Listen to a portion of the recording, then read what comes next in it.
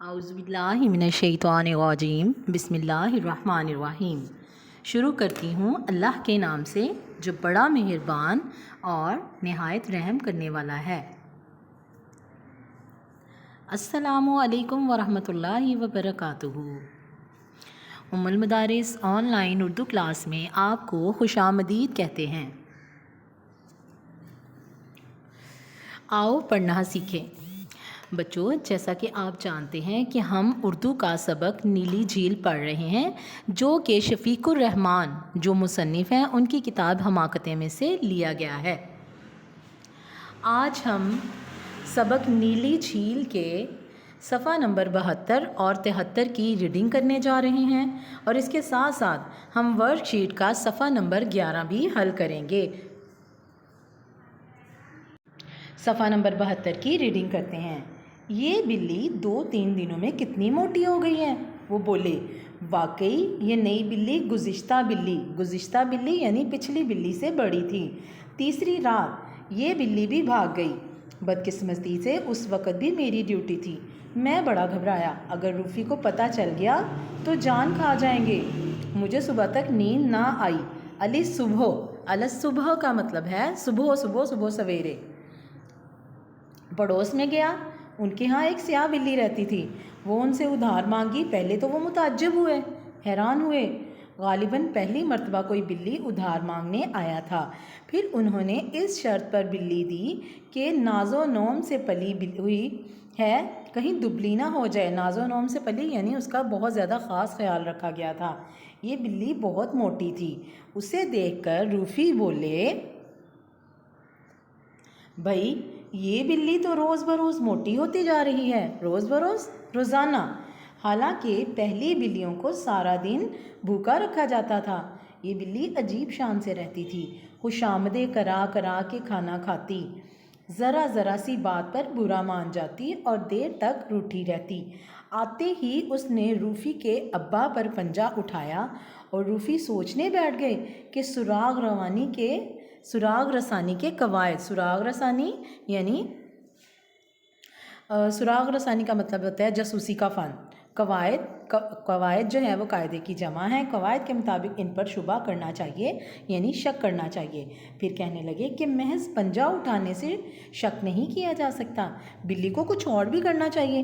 شام کو ماسٹر صاحب آئے، ان پر بلی نے نہ صرف پنجہ اٹھایا بلکہ آنکھیں بھی دکھائیں۔ آنکھیں دکھانا، غصے سے دیکھنا، اور دانت بھی نکالے، ایسے کر کے دانتوں کو باہر، تو گویا ماسٹر صاحب نے خود اپنا سامان چرایا تھا۔ ان کے پوچھنے پر ہم نے تفصیل بتائی۔ وہ بولے، تم ناحق اپنا وقت ضائع کر رہے ہو، جو ہونا تھا وہ ہو چکا ہے۔ بھلا بلیوں سے بھی کبھی سراغ نکلتے ہیں، اور اگر سراغ نکل گیا تو شرط رہی، جو کچھ تم کہو گے کروں گا۔ ماسٹر صاحب بولے، تیسرے روز مجھے بلی واپس کرنا پڑی۔ نئی بلی کی تلاش میں پھر مارا پھرا یعنی جگہ جگہ ڈھونڈا۔ بڑی مصیبتوں سے ایک لڑکے سے 1 روپے میں ایک مریل سی مردہ سی کالی بلی خریدی۔ اسے دن بھر تو میں نے چھپائے رکھا۔ رات کو روفی نے دیکھا تو بڑا افسوس ظاہر کیا۔ آئے ہائے بیچاری بلی، یہ اسے کیا ہو گیا؟ یکلخت دبلی کیسے ہو گئی؟ یکلخت ایک دم۔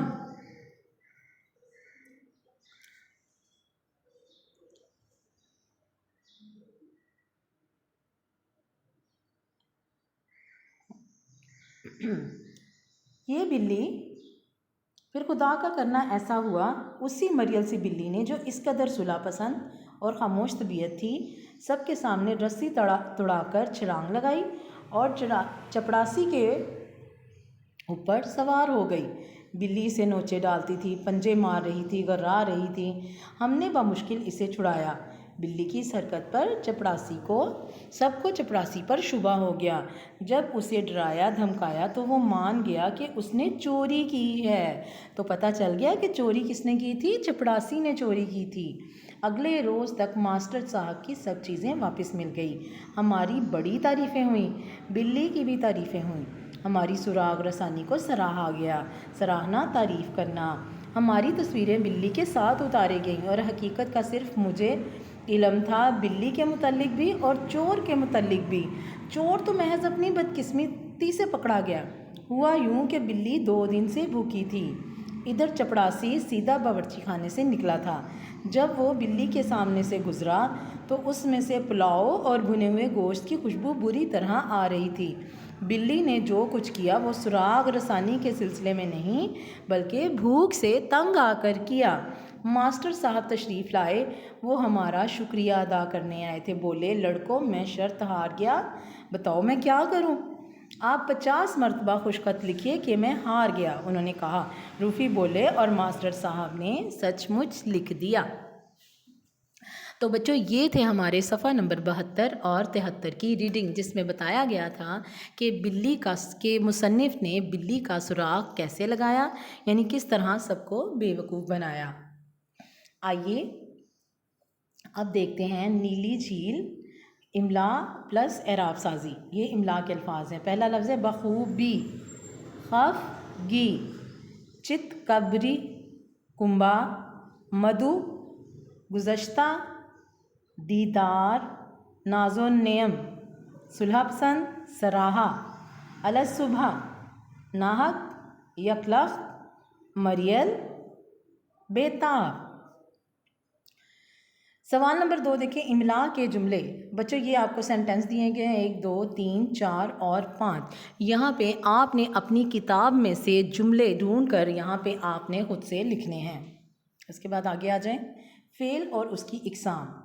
फ़ेल वो कलमा है जो किसी काम के करने या होने को ज़ाहिर करे, यानी फ़ेल किसी काम को कहते हैं। जैसे फ़ाखिर कराची से वापस आया, इसमें वापस आया जो है वो फ़ेल है। अली लंदन रवाना हो गए हैं, इसमें फ़ेल है। अब आगे इसकी इक़साम कितनी है? इसकी 3 इक़साम है। फ़ेल माजी यानी गुज़रा हुआ ज़माना, यानी वो ज़माना जो हमारा पीछे गुज़र चुका है। फ़ेल हाल जो हमारा इस वक्त हम जिस ज़माने में मौजूद हैं, यानी जो काम हम आज कर रहे हैं वो हमारा फ़ेल हाल है। उसके बाद है फ़ेल मुस्तक़बिल, यानी जो अगला ज़माना आएगा। ठीक है। अब फ़ेल माजी की मिसाल है, कायद आज़म हमारे रहनुमा थे, यानी ये पहले रह चुके हैं ना, तो इस वजह से। इसके बाद फ़ेल हाल है, इस इलाके में सर्दी पड़ती है, यानी ये आज की बात हो रही है, ना कल की बात हो रही है, ना आने वाले कल की। जो गुज़र गया हुआ है वक्त वो माजी है, जिस वक्त में हम रह रहे हैं वो हाल है, और जो वक्त आएगा वो मुस्तक़बिल है। उसके बाद मुस्तक़बिल, तुम मेरी रकम वापस नहीं करोगे, यानी ये आने वाले वक्त की बात हो रही है। तो बच्चों आज हमने क्या पढ़ा? आज हमने सबक नंबर 14 नीली झील के सफ़ा नंबर 72 और 73 की रीडिंग की। उसके बाद हमने वर्कशीट के सफ़ा नंबर 11 जिस पे इमला के अल्फाज और जुमले दिए गए थे और फ़ेल और उसकी इक़साम दी गई थी, इसको डिस्कस किया है। उम्मीद है आपको अच्छे तरीके से समझ आ गई होगी। अल्लाह ताला आप सबका और हमारा हामी और नासिर हो। अल्लाह हाफिज़ बच्चों, अपना बहुत ख्याल रखिएगा।